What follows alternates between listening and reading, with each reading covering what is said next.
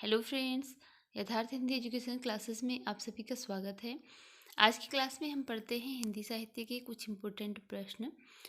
तो चलिए स्टार्ट करते हैं वीडियो को। वीडियो स्टार्ट करने से पहले आप सभी से रिक्वेस्ट है, अगर आपने चैनल सब्सक्राइब नहीं किया है तो चैनल को सब्सक्राइब कर लीजिएगा और वीडियो को एंड तक जरूर देखिएगा। तो पहला प्रश्न है, हिंदी का सर्वश्रेष्ठ गीतकार माना जाता है। आपके बताना है कि हिंदी का सर्वश्रेष्ठ गीतकार किसे माना जाता है। ऑप्शन दिए गए हैं और जो राइट आंसर है वो ऑप्शन बी है, उदय शंकर भट्ट। उदय शंकर भट्ट को हिंदी का सर्वश्रेष्ठ गीतकार माना जाता है। अगला प्रश्न है, हरिऔध प्रिय प्रवास में सर्गों की संख्या है।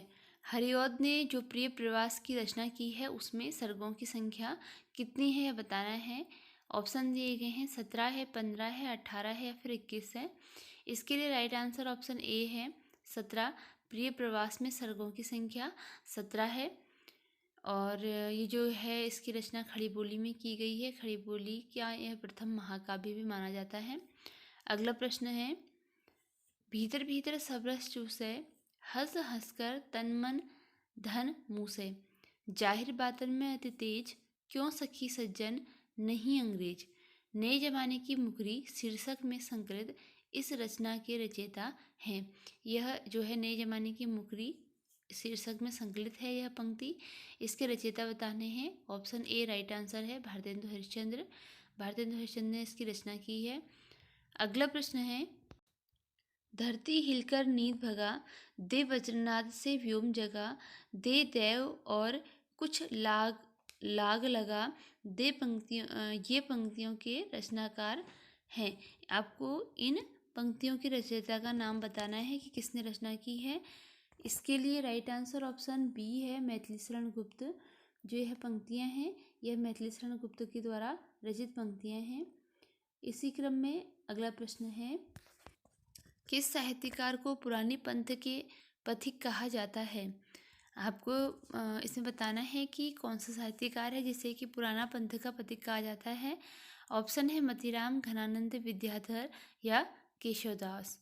तो इसके लिए राइट आंसर ऑप्शन ए है मतीराम। मतीराम को पुराने पंथ का पथिक कहा जाता है। इसी क्रम में अगला प्रश्न है, बंदर सभा किस शैली में लिखा काव्य है। आपको बताना है जो रचना बंदर सभा है उसकी शैली कौन सी है। तो ये बंदर सभा की रचना भारतेंदु हरिश्चंद्र जी ने की है और इसकी शैली आपको बतानी है। श्यापा है, प्यार है, पैरोडी है या फिर गाली है। तो इसकी रचना हुई है ऑप्शन सी पैरोडी शैली में। इसके लिए सी राइट आंसर है। अगला प्रश्न है, किस कवि को कविता का गांधी कहा जाता है। आपको बताना है कि कौन से कवि ऐसे हैं जिसे कि कविता का गांधी कहा जाता है। ऑप्शन है भवानी प्रसाद मिश्र, त्रिलोचन, दिनकर या फिर निराला। इसके लिए राइट आंसर ऑप्शन ए है भवानी प्रसाद मिश्र। भवानी प्रसाद मिश्र को जो है कविता का गांधी कहा जाता है। अगला प्रश्न है, कवि केशव को किस इतिहासकार ने भाषा का मिल्टन कहा है। केशवदास को भाषा का मिल्टन की उपाधि प्राप्त है और किस कवि के द्वारा इसे या इतिहासकार के द्वारा इन्हें भाषा का मिल्टन कहा गया है बताना है। ऑप्शन है नगेंद्र, हजारी प्रसाद द्विवेदी, रामचंद्र शुक्ल या मिश्र बंधु। तो इसके लिए राइट आंसर ऑप्शन डी है मिश्र बंधु। मिश्र बंधु के द्वारा केशव को भाषा का मिल्टन कहा गया।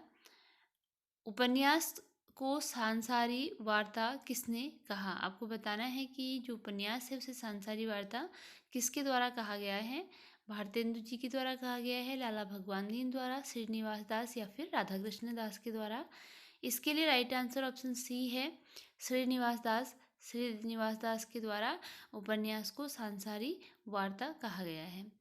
इसी क्रम में वीडियो का अगला प्रश्न है, संस्कृत वृत्तों छंदों में लिखा गया काव्य संग्रह है। कौन सा काव्य संग्रह ऐसा है जो कि संस्कृत के वृत्तों में या फिर छंदों में लिखा गया है यह बताना है आपको। ऑप्शन है प्रिय प्रवास, विष्णुप्रया, जय भारत या आत्मोत्सर्ग। इसके लिए राइट आंसर ऑप्शन ए है प्रिय प्रवास, जो कि हरिऔध जी की प्रसिद्ध रचना है। यह संस्कृत के वृत्तों और छंदों में लिखा गया काव्य संग्रह है।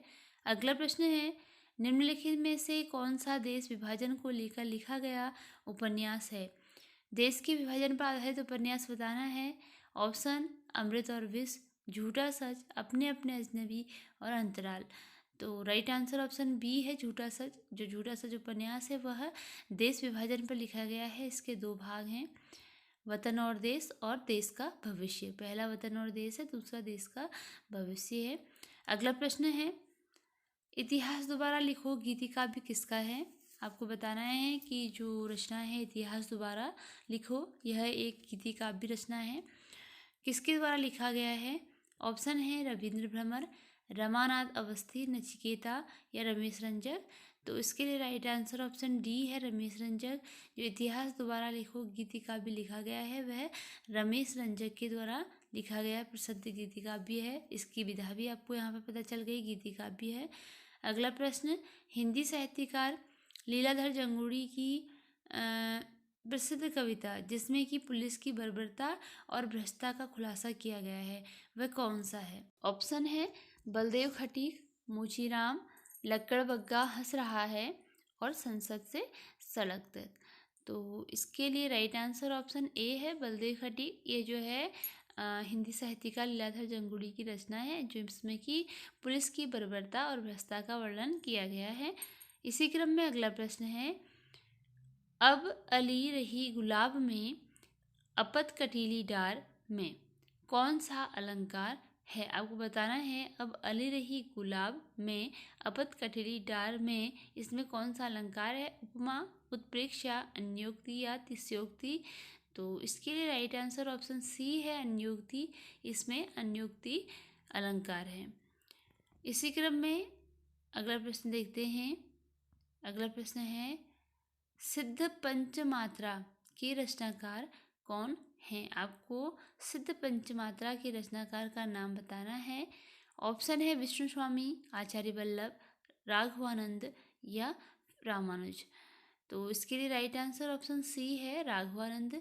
जो सिद्ध पंचमात्रा रचना है इसकी रचना राघवानंद के द्वारा की गई है।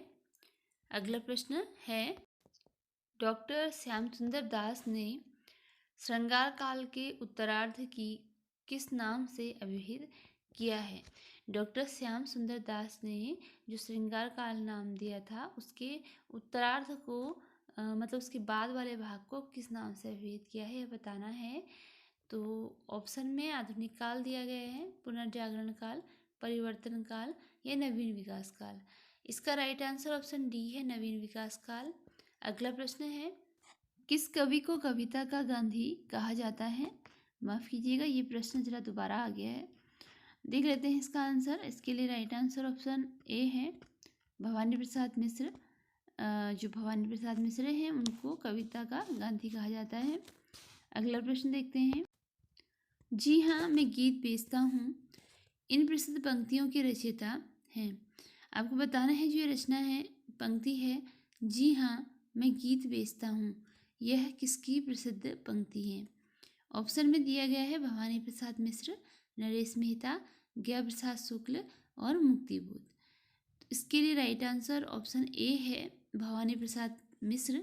ये प्रसिद्ध पंक्ति भवानी प्रसाद मिश्र के द्वारा लिखी गई हैं। अगला प्रश्न है, हिंदी का सर्वश्रेष्ठ गीति नाट्यकार माना जाता है। ये क्वेश्चन फिर से रिपीट हो गया है, तो चलो आंसर देख लेते हैं। इसका आंसर ऑप्शन बी है, उदय शंकर भट्ट। हिंदी का सर्वश्रेष्ठ गीतकार उदय शंकर भट्ट को माना जाता है। अगला प्रश्न देखते हैं। अगला प्रश्न है, गांधी जी के जीवन पर आधारित खंड काव्य प्रार्थना पुरुष किसकी रचना है? जो खंड काव्य है प्रार्थना पुरुष वह गांधी जी के जीवन पर आधारित है।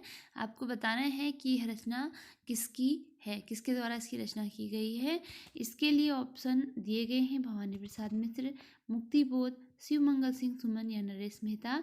तो राइट आंसर ऑप्शन डी है, नरेश मेहता। यह जो खंड काव्य है यह नरेश मेहता द्वारा इसकी रचना की गई है, प्रार्थना पुरुष की। अगला प्रश्न है, प्रभु हो सब पतितन कोटि को ये पंक्ति किस कवि ने कही है? ऑप्शन है कुंभन दास, कृष्णदास, नंददास या फिर सूरदास। तो इसके लिए राइट आंसर ऑप्शन डी है, सूरदास। सूरदास के द्वारा लिखी गई यह पंक्ति है, प्रभु हो सब पतितन को टीको। इसी क्रम में वीडियो का अगला प्रश्न देखते हैं। अगला प्रश्न है, हिंदी व उर्दू को पृथक मानने वाले गद्य लेखक थे जिन्होंने तद्भव शब्दों का प्रयोग किया। हिंदी और उर्दू को, जिसने कि हिंदी को अलग माना और उर्दू को अलग भाषा माना, तो ऐसे कौन से कवि थे? राजा शिव प्रसाद सितारे हिंद, राजा लक्ष्मण सिंह, मुंशी सदा सुखलाल या फिर सदल मिश्र। तो इसके लिए राइट आंसर ऑप्शन बी है, राजा लक्ष्मण सिंह। राजा लक्ष्मण सिंह थे जिन्होंने कि हिंदी और उर्दू को पृथक माना था। इसी के साथ वीडियो यहीं पर एंड होती है। अगर आपको क्वेश्चन यूजफुल लगे हों तो चैनल को लाइक शेयर और सब्सक्राइब जरूर कीजिएगा। मिलते हैं अगली वीडियो।